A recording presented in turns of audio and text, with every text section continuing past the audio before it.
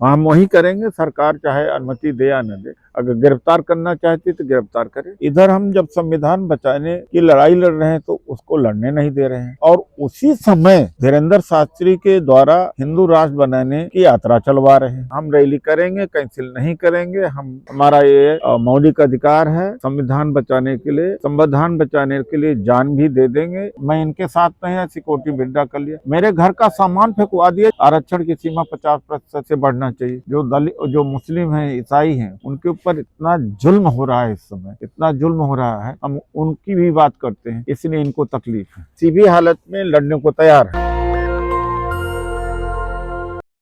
मेरे साथ पूर्व सांसद, कांग्रेस के सीनियर नेता, राष्ट्रीय प्रवक्ता और बहुजन समाज के राजनीतिक, सामाजिक, सांस्कृतिक चेतना से लैस डॉक्टर उदित राज हैं। हर साल ये देश की राजधानी दिल्ली के रामलीला मैदान में एक रैली का आयोजन करते थे, सामाजिक न्याय को लेकर, आरक्षण को लेकर, संवैधानिक अधिकारों को लेकर। आज इनको पीसी करनी पड़ रही है। आज संविधान दिवस भी है, लेकिन इनको दिल्ली में रामलीला मैदान में इस बार रैली करने का अनुमति नहीं है। क्या वजह देख रहे हैं सर? क्या लग रहा है आपको, क्यों अनुमति नहीं दी? 1997 से ये 2-4 साल छोड़ करके कम से कम 20 रैलियां रामलीला मैदान में हमने किया होगा। कभी नहीं अनुमति देने से मना किया है। इस बार संविधान और वोट बचाओ रैली थी, और ये संविधान को खत्म कर रहे हैं, इसलिए 30 नवंबर को जो रामलीला मैदान में होने वाली रैली थी उसकी अनुमति नहीं दिया है। यह कहते हुए कि भारी भीड़ जमा होगी, हाई अलर्ट है। अगर हाई अलर्ट है तो लाल किला पर कल बहुत बड़ा कार्यक्रम हुआ, और कई सप्ताह से कार्यक्रम हो रहा है जहां की बम ब्लास्ट हुआ था। रामलीला मैदान में बम ब्लास्ट हुआ भी नहीं। रामलीला मैदान बना ही है भारी भीड़ के लिए। तो जो तर्क दिया, जिस तर्क के आधार पर इन्होंने अनुमति देने से मना किया, वो सीधा मंशा साफ नजर आती है कि ये संविधान के पक्ष में बोलने वालों को दुश्मन समझते हैं। और आज संसद में गया था, सरकार ने आज संविधान दिवस मनाया, और सारे सांसद, मिनिस्टर और prime minister, leader of opposition Rahul Gandhi ji, खड़गे जी और राष्ट्रपति सभी थे उसमें। और वहाँ तो संविधान के सम्मान में आप कार्यक्रम कर रहे हैं, इधर हम जब संविधान बचाने की लड़ाई लड़ रहे हैं तो उसको लड़ने नहीं दे रहे हैं। और उसी समय धीरेन्द्र शास्त्री के द्वारा हिंदू राष्ट्र बनाने की यात्रा चलवा रहे हैं, और जिसमें लाखों लोग हैं, और सब आरएसएस बीजेपी के लोग हैं, हजारों पुलिस है, सैकड़ों बसें व्यवस्था है, सारा मीडिया है, और जो सेलिब्रिटीज हैं उनको दबाव बना करके भेजा जा रहा है कि जाएं वहाँ पर। तो इतनी बड़ी विडंबना है। तो अब दलित, ओबीसी, माइनॉरिटी, आदिवासी को समझना चाहिए कि आप क्या हो रहा है। संविधान अब बचने वाला नहीं लगता अगर उठ खड़े नहीं हुए। आप तो आगे क्या करेंगे? आपको अनुमति नहीं मिली तो क्या करेंगे? हम रैली करेंगे, हम रैली करेंगे, कैंसिल नहीं करेंगे। हमारा ये मौलिक अधिकार है संविधान बचाने के लिए, संविधान बचाने के लिए जान भी दे देंगे, तो भी हम कम समझेंगे। कहाँ रैली करेंगे? हम वही करेंगे, सरकार चाहे अनुमति दे या न दे। अगर गिरफ्तार करना चाहती तो गिरफ्तार करे। मतलब 30 तारीख को, 30 नवंबर को जो रैली है, बिना अनुमति भी आप रामलीला मैदान में जुटेंगे? क्या हम कायर हैं, बुज़दिल हैं? पेट पालने के लिए पैदा हुए। मैं समस्त अम्बेडकर वादियों से, फूले साहू को मानने वाले हैं, या कबीर और रविदास और बुद्ध को मानने वाले लोग हैं, क्या वो मर गए हैं?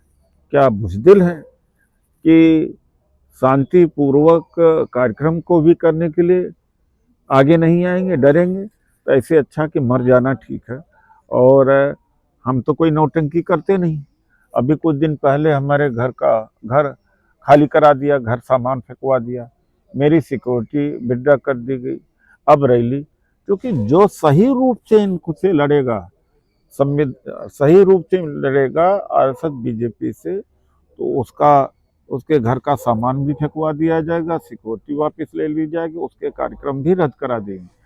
कुछ कथित दलित नेता हैं, उनके जाति के या कुछ लोग ऐसा सोचते हैं कि वो मिशन चला रहे हैं। ईमानदारी से जिस दिन वो लड़ेंगे ना, तो उनका भी वही हालत होगी जो हमारे परिसंघ का है, दलित ओबीसी माइनॉरिटी साथियों का, वो हमारा है। यह है ईमानदारी कि ये सरकार सही काम को करने नहीं दे रही है। और मैं समाज को ये बता देना चाहता हूँ कि भाई जिंदगी एक ही बार मौत आती है, बार बार मत मरना। और दलित ओबीसी माइनॉरिटी आदिवासी जग जाओ, इकट्ठा हो जाओ, नहीं गुलाम फिर से हो जाओगे। और ये तथाकथित जो दलित जो नेता हैं, छोटी छोटी पार्टियां बना करके, ये अपने स्वार्थ में हैं और इनसे कुछ नहीं भला होने वाला है। इनके खिलाफ इनके घर नहीं तोड़े जाते, इनके कार्यक्रम रद्द नहीं होते, लेकिन ये बोलते नजर आते हैं कि संविधान के पक्ष में अम्बेडकरवादी हैं, या तो कहेंगे कि आरएसएस बीजेपी को दिन में गाली देंगे, अंदर से हाथ मिलाने वाले लोग होते हैं। और जो हाथ नहीं मिलाता वो उसकी दुर्गति हमारे जैसे होता है। हमें 2005 में सिक्योरिटी मिली थी, अब जाकर के जब मैं इनके साथ नहीं सिक्योरिटी विड्रॉ कर लिया, मेरे घर का सामान फेंकवा दिया जबकि डेट लगी थी। और ये बताइए, और लोग कार्यक्रम कर रहे हैं, इस कार्यक्रम को रद्द कर दिया जा रहा है क्योंकि हम निजीकरण के खिलाफ लगातार लड़ रहे हैं। निजी क्षेत्र में आरक्षण होना चाहिए, आरक्षण की सीमा 50% से बढ़ना चाहिए। जो मुस्लिम हैं, ईसाई हैं, उनके ऊपर इतना जुल्म हो रहा है इस समय, इतना जुल्म हो रहा है, हम उनकी भी बात करते हैं, इसलिए इनको तकलीफ है। तो आगे क्या रणनीति है सर? लोग बीजेपी तो लगातार चुनाव जीत रही है, वो कह रही है कि दलित पिछड़े सब हमारे साथ। देखिए, ऐसा है जन आंदोलन, पॉलिटिकल पार्टी की का कोई ठेका है क्या? ये जो लोग घरों में बैठ करके, खासतौर से रिटायर्ड और कर्मचारी अधिकारी हैं, शिक्षक है, स्टूडेंट हैं, ये बेईमान हैं, बैठ करके सबका वो करते हैं, सबका खाता वही लिखते हैं कि इसको ऐसा करना चाहिए, उसको वैसा करना चाहिए। वो नेता बेवकूफ़ है, उसको समझ नहीं, खुद नहीं निकलते हैं। अरे भाई, डेमोक्रेसी का, आरक्षण का, आज़ादी का फायदा सबको है, तो सबको आना चाहिए, जन आंदोलन में आना चाहिए। जब तक जन आंदोलन नहीं होगा, मैं कह दे रहा हूँ कि अब संविधान बचने वाला नहीं है। राजनीतिक पार्टी के जो नेता हैं कोई जादूगर थोड़ी है, जब जनता ही नहीं निकलेगी क्या कर लेंगे। और वो जो समझदार हैं वो मोबाइल लेके बैठे हुए, और उसी पर 2 लाइन लिख दिया, सुना आओ हमने क्रांति कर ली, फोन करेंगे देख लो हमने लिख दिया। और वहीं पर तो लिखने पर भी जेल हो जा रही है। अभी आपने देखा, क्या कहेंगे? अभी लखनऊ में एक कनौजिया नाम के छात्र धरना पर बैठा है, जैसे रोहित वेमुला के साथ हुआ, वो हो रहा है, इस तरह के हालात हैं। मध्य प्रदेश में 129 सीटें लगभग थी जो लोअर जुडिशरी की, एक भी शेड्यूल कास्ट के बच्चों को, शेड्यूल ट्राइब के बच्चों को। अरे भाई, ये मरा हुआ समाज है, और जो फर्जी हैं, जो नकली हैं, उनको मिशनरी कहते हैं, मिशन चला रहे हैं। जो बीजेपी से अंदरूनी हाथ मिला रहे हैं उनको मिशन चलाना कह रहे हैं। तो भैया, ऐसा है कि कोई भी इस देश में जाति हो, चाहे वो अम्बेडकरवादी अपने आप को कहे, फूले साहू अम्बेडकर के विचारों का कहे, बुद्ध कहे, अंत में जाति तक आके ही सीमित हो जाता है। फिर क्या है, सोचने की शक्ति खत्म हो जाती है। आज आरएसएस बीजेपी के साथ में मिले हुए हैं और अंदरूनी रूप से मिले, ऊपर से गाली दे जाते, फिर भी जाति को नहीं समझ में आ रहा, फिर भी जाति बात करते हैं। अरे तो अपनी है भाई, अरे अपनी है तो तुम्हारी नौकरी गई, तुम्हारी शिक्षा गई, तुम्हारा संविधान गया, आधा तो संविधान खत्म ही हो गया और सब कुछ चला जाएगा। तो भैया, जब तक SC ST OBC माइनॉरिटी आदिवासी के लोग इकट्ठा नहीं होंगे और एक मंच पर इकट्ठा नहीं होंगे, कास्ट और क्रीड नहीं देखना चाहिए और विचार के साथ में नहीं जुड़ेंगे, तब तक अब बचने वाला कुछ भी नहीं है। फिर से गुलामी आना तय है। तो 30 नवंबर की जो रैली है उसमें बढ़ चढ़ करके साथ दें, सहयोग दें, हमें संपर्क करें, और कि हम किसी भी हालत में लड़ने को तैयार हैं। आप लड़ाई जारी रखेंगे? लड़ाई जारी करने को तैयार हैं, लेकिन समाज तो सुधरे, समाज के लोग तो आए। जो कुतर्क करते हैं, 4 आदमी नहीं है ये संगठन बनाए हैं, 50 आदमी नहीं है इंटरनेशनल संगठन बनाए हैं, इनकी बुद्धि भ्रष्ट हो गई है। कम से कम ये मेरे नाम पर नहीं कि उदित राज की है, लेकिन इस नाम पर तो मुद्दे के नाम पर आए। मुझे कोई, देखो, न मुझे नाम की दरकार है, नाम बहुतेरा है, न मुझे पोस्ट चाहिए।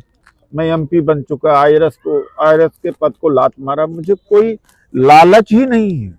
यह है कि संविधान बचे, सबको सम्मान मिले, भारत आगे बढ़े, केवल यही मन में है हमारे, और कुछ नहीं। आखिरी सवाल, संविधान को किससे खतरा लग रहा है? संविधान तो खत्म ही हो चुका है। अभी 11 लाख काफी हद तक खत्म हो गया। 11 लाख पद खाली हैं उत्तर प्रदेश में। मैंने जाके लखनऊ में इस मुद्दे को उठाया, और लखनऊ माना जाता है कि मिशन का केंद्र है, अम्बेडकरी मिशन का केंद्र है, और सुप्रीम कोर्ट का आदेश है कि 11 लाख रेगुलर नौकरी देनी है। 5-6 लाख SC ST OBC को मिलता कि नहीं मिलता? नेता सारे चुप हैं। और सरकार ने क्या किया, योगी सरकार ने क्या किया कि जो उत्तर प्रदेश कारपोरेशन निगम बना करके फिक्स्ड टर्म एम्प्लॉयमेंट, यानी 3 साल के लिए, 2 साल के लिए उनको रख दिया। वो 15 से लेकर 20,000 रुपए की नौकरी। यूपी सरकार की 11 लाख नौकरियां बैकलॉग। हाँ, लेकिन कोई नहीं बोल रहा, केंद्र सरकार और फिर भी कह रहे हैं कि हमारी नेता मिशनरी है। केंद्र सरकार की, केंद्र सरकार को 70-80 लाख थे, 80 लाख के ऊपर है। 10-11 हजार साल का जो बैकलॉग है। तो ये सब अपने जुड़े जाति से कहते हैं हम मिशन चला रहे, मिशन की वजह से जुड़े हुए हैं। भैया इससे ऊपर उठना पड़ेगा। फिर से अम्बेडकर को पढ़ना पड़ेगा, फिर से पेरियार को पढ़ना पड़ेगा, फिर से ये जात पात, ये जो संकीर्णता है, उससे निकलना पड़ेगा, नहीं सबके सब मारे जाएंगे। एक आखिरी सवाल सर, ये अभी जो नया लेबर आपने प्रोटेस्ट शुरू किया था, आप कांग्रेस लेबर कोड, हाँ 4 लेबर कोड आए हैं, उसमें बाकी सब हटा दिए। ऑक्यूपेशनल हेल्थ एंड सेफ्टी का है, वेजेज का है, इंडस्ट्रियल रिलेशनशिप का है। उसको मैं अलग से कभी बात कर सकता हूँ आपको। तो उसमें क्या नुकसान है? बेसिकली लोग कह रहे हैं कि काम के घंटे 12 कर दिए गए, सब गुलाम हो गए। अब गुलाम है, सारी ट्रेड यूनियन खत्म हो जाएंगे, और 300 कर्मचारी जहाँ पर हैं उनको निकालने के लिए कोई अनुमति नहीं। 300 से कम ही होते हैं हर जगह पर। और फिक्स टर्म एम्प्लॉयमेंट साल 1 दिन का, कभी भी कोई फायर कर सकता है। हाँ, कभी तो कोई हायर फायर तुरंत हो जाए, कोई कंपनसेशन नहीं देना है। और इस देश का जो वर्किंग क्लास है, हिंदू मुसलमान में, 5 किलो राशन में मस्त है। तो ये डॉक्टर उदित राज हैं, लगातार बहुत ही IRS रहे हैं, लोकसभा के मेंबर रहे हैं, और जो संवैधानिक अधिकार है उसके ज्ञाता हैं, सजग हैं।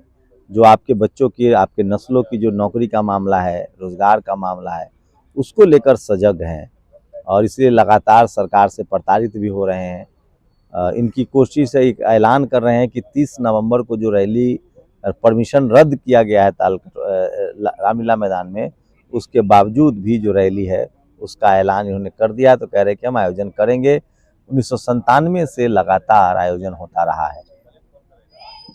इस समय की सबसे बड़ी जानकारी दे रहा हूं कि डॉक्टर उदित राज ने बड़ा ऐलान किया है कि सरकार के न परमिशन देने के बावजूद भी 30 नवंबर को वो रामलीला मैदान में रैली करेंगे।